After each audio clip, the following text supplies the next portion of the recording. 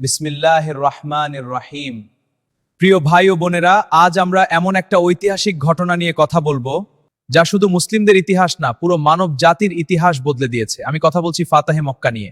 চিন্তা করুন, সেই শহর মক্কা, এখানেই জন্ম নিয়েছিলেন আমাদের প্রিয় নবী মুহাম্মদ সাল্লাল্লাহু আলাইহি ওয়াসাল্লাম।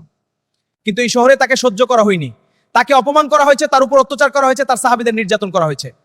শেষ পর্যন্ত তাকে নিজের প্রিয় জন্মভূমি ছেড়ে হিজরত করতে হয় মদিনাতে। মাদিনা গিয়ে তিনি প্রতিশোধের রাজনীতি করেননি, তিনি গড়ে তুলেন একটা আদর্শ সমাজ। নয় শান্তি, ভ্রাতৃত্ব, এগুলোই ছিল সেই রাষ্ট্রের ভিত্তি। কিন্তু মক্কার কুরাইশরা বারবার চুক্তিভঙ্গ করে। হুদাইবিয়ার সন্ধির পরও তারা শান্তি রক্ষা করতে পারেনি।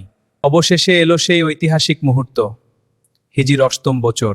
রাসূলুল্লাহ সাল্লাল্লাহু আলাইহি ওয়াসাল্লাম মক্কার দিকে রওনা হলেন। ভাবতো, যারা তাকে তাড়িয়ে দিয়েছিল, আর তিনি শক্তিশালী বাহিনী নিয়ে তাদের শহরের দিকে যাচ্ছেন। মানব ইতিহাসে এমন অবস্থায় সাধারণত কি হয়? প্রতিশোধ, রক্তপাত, ধ্বংস। কিন্তু এখানে ইতিহাস বদলে যায়। মক্কায় প্রবেশ করার সময় রাসূলুল্লাহ সাল্লাল্লাহু আলাইহি ওয়াসাল্লাম মাথা একটু নিচে করেছিলেন, যে তার দাড়ি প্রয়ুতের কুঁজে লেগে যাচ্ছিল। কোনো অহংকার নেই, কোনো বিজয়ের গর্ব নেই। তিনি ঘোষণা দিলেন, আজ তোমাদের জন্য কোনো ভর্ৎসনা নেই, তোমরা সবাই মুক্ত। ভাই ও বোনেরা, এটা কি শুধু রাজনৈতিক বিজয় ছিল? না, এটা ছিল চরিত্রের বিজয়, ক্ষমার বিজয়, নৈতিকতার বিজয়। যারা তাকে হত্যা করতে চেয়েছিল, যারা তার উপর ময়লা নিক্ষেপ করেছিল, যারা তার চাচাকে শাহিদ করেছিল, তাদের অনেককেই তিনি ক্ষমা করে দিলেন। চিন্তা করুন, যদি তিনি প্রতিশোধ নিতেন, তাহলে হয়তো আজ ইতিহাস অন্যরকম হতো। কিন্তু তিনি ক্ষমা করলেন, আর সেই ক্ষমায় হাজার হাজার হৃদয় জয় করল। সেই দিন তিনি কাবা ঘরে প্রবেশ করলেন, সেখানে থাকা অসংখ্য মূর্তি ভেঙে দিলেন, তাওহীদের ঘোষণা দিলেন। আল্লাহ এক, তার কোনো শরিক নেই। কিন্তু লক্ষ্য করুন, তিনি মানুষের ঘরবাড়ি ভাঙেননি, নিরীহ মানুষকে আঘাত করেননি।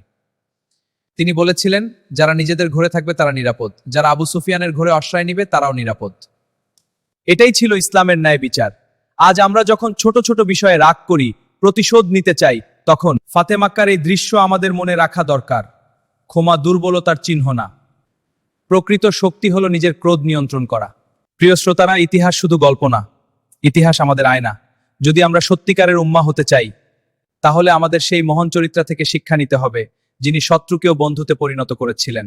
আসুন আমরা নিজেদের জীবনেও সেই নীতি অনুসরণ করি। অন্যায় দেখলে প্রতিবাদ করব, কিন্তু হৃদয়ে রাখবো দয়া। শক্তিশালী হব, কিন্তু অহংকারী হব না। বিজয় এলে কৃতজ্ঞ হব, প্রতিশোধ পরায়ণ না। আল্লাহ আমাদের সবাইকে সেই মহান আদর্শ বুঝার ও অনুসরণ করার তৌফিক দান করুন। আসসালামু আলাইকুম ওয়া রাহমাতুল্লাহ।